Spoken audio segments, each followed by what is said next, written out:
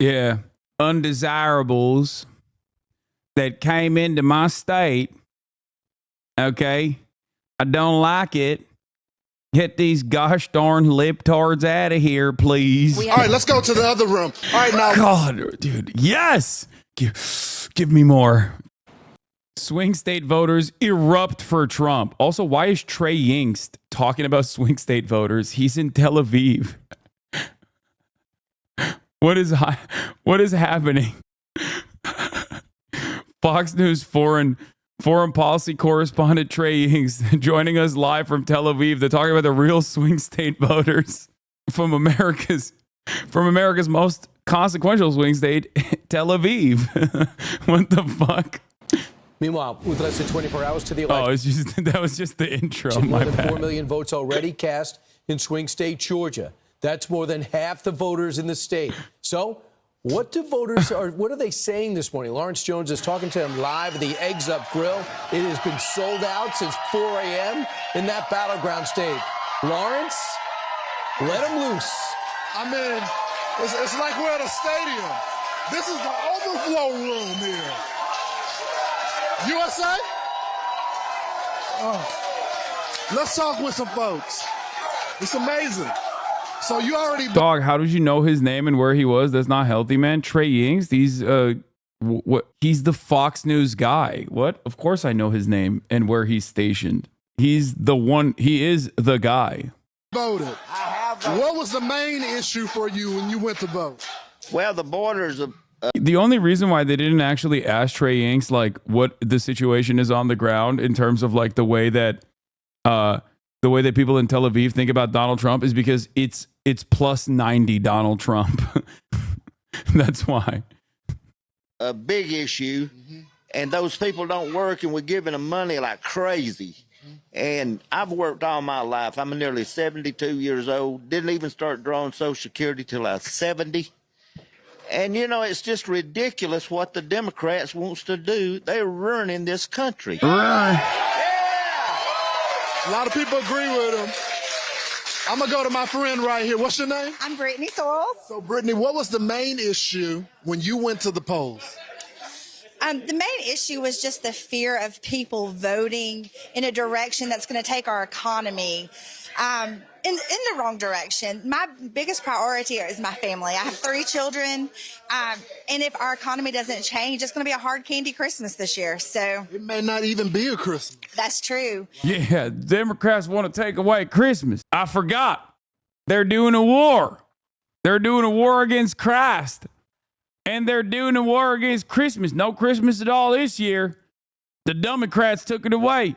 They took our gerbs and then they took our Christmas. Turns out Kamala wants to take away Christmas. What do we do? What do we do here, man? What do we do here? What are we doing? Like, we are such an abnormal country. I swear to fucking God, dude. So, thank you so much. Yeah, you're welcome. I appreciate it. Half the fucking population is hallucinating just entirely separate realities at this point. I want y'all to meet my other friend here. Now, you have not voted, but you promised me that you're going to vote. Oh, yes. I vote every time. And so when you go tomorrow, are you undecided, by the way? No, I'm very decided. And what got you to that decision? I love American. I love God damn, look at the crazy eyes on her. Jesus Christ. Trump, and I love Jesus Christ. Thank you so much. It's so easy, isn't it? All right, let's go to the other room. All right, now. God, dude. Yes. Give me more. Give me more. Let's go. We're going to try to go to the other room. All right. We got another room. What's up, everybody? Okay. Over here. All right. Bro's in enemy territory. Yeah, that's why he has his dog with him, dude. He's like, protection. I want you to meet my friend here. You were telling me that you're passionate. What type of work do you do? I'm an EKG technician at Advent Healthcare Redmond. It's a great place to work. With the economy that's going on, people can't afford to come to the hospital, pay for their bill, pay for their surgeries and everything. So it's tough out there. So you were telling me earlier, it's not just the grocery store prices, but when people need health care, they can't even afford that. Yeah, I know. They're having to choose between one or the other. So the question is, who are you going to vote for now? Trump. Wow. All right. As you guys can see, in Rome, Georgia, we got a fired up crowd, and we got more of it after a quick break on Fox and Friends. So Brian, let's go talk with some women, because maybe they can give us That abrupt cut was really funny. I'm sorry. some insight to what's happening right here. I pointed you out earlier because I just knew you had some stuff to tell me. So they're saying this race is real tight here in Georgia. Who would have thought in Georgia it'd be tight here again? And they're saying the key demographic is women. You said once these guys go to barbershops to talk to black people and diners to talk to white people, and I haven't seen you be wrong yet. Oh, yeah, no, that's the method. What are women telling you? How do you feel about this election? Oh, I feel like it's going to go towards Trump because the women are for Trump. You know, we're middle-class women. We're the ones that have to buy the groceries, pay the bills, and we know what's going on. So the question is, ma'am, I'm going to ask your friend next to you. So you got the grocery prices, and then you got the abortion issue. And they're targeting a lot of that abortion issue to women right now.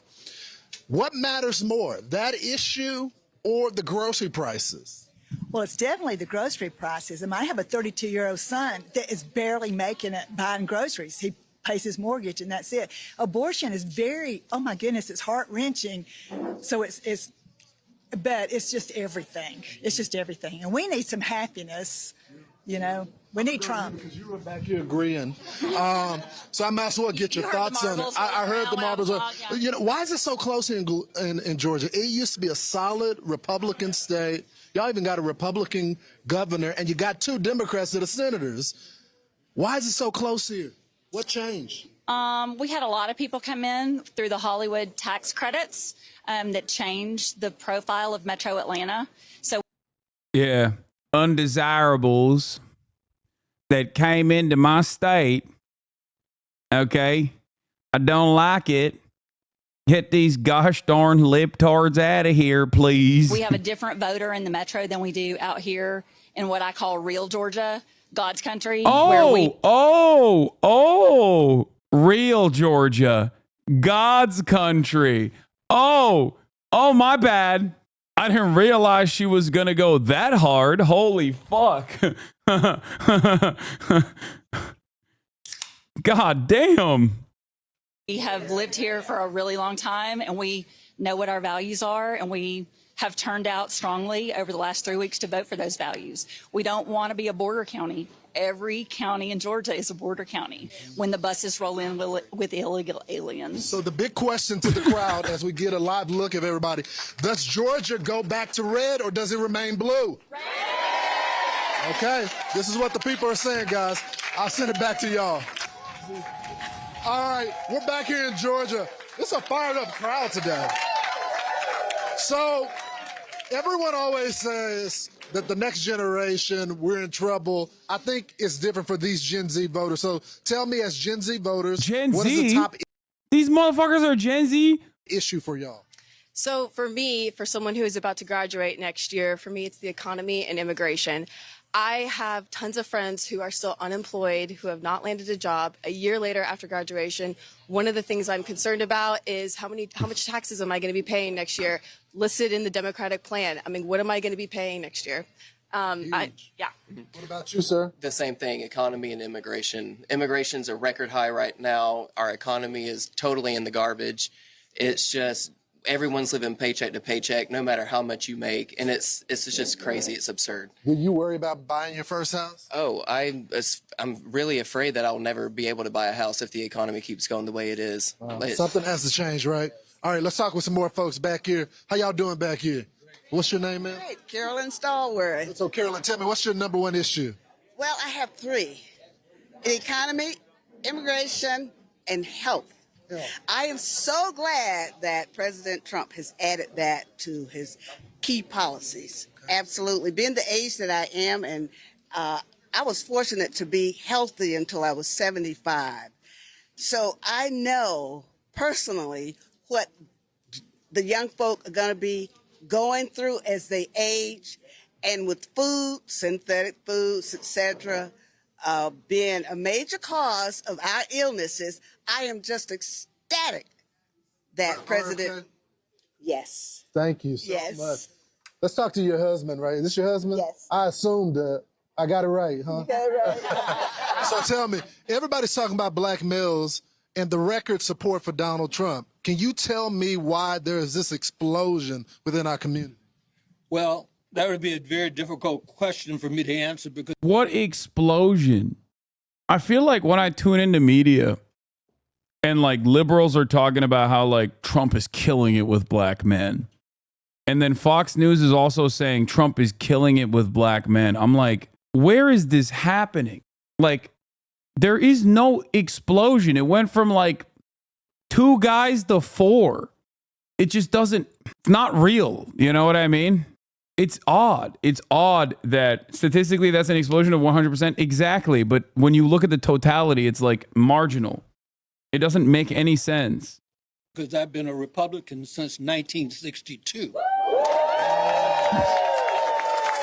So, but one of, my primary objectives are to get young people to the stage in life where they're willing to work for the things that they like to attain. That's right. And the problem we have in today's environment, so much has been given to them based on tax dollars. This is why our economy now is in the garbage can. And that's why we got so much inflation. Absolutely. Yes. We got a massive crowd here. We got the front row Joes here. We're going to talk to them later, but we got a big show coming up on Fox and Friend live from Georgia. We'll see y'all in a bit. Hell yeah, baby. That's crazy, bro. Stuck with the Republican Party after the Civil Rights Act and the Southern Strategy. I mean, that's a real one, dude. What do you mean? Here we go. Let's go, Georgia. That's a real one, brother. We got a big crowd here today. Are y'all ready? Put some respect on it. He's OG. Let's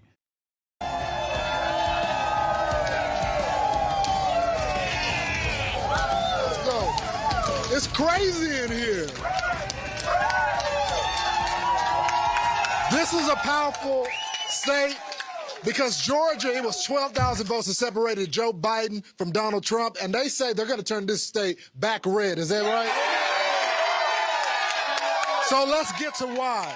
So we were talking earlier. You know exactly how the economy is affecting people day to day because you see it in your job, right? That is correct. Tell us about that. Okay, so I'm in the auto industry. Here I've been 10 years consecutive at one dealership.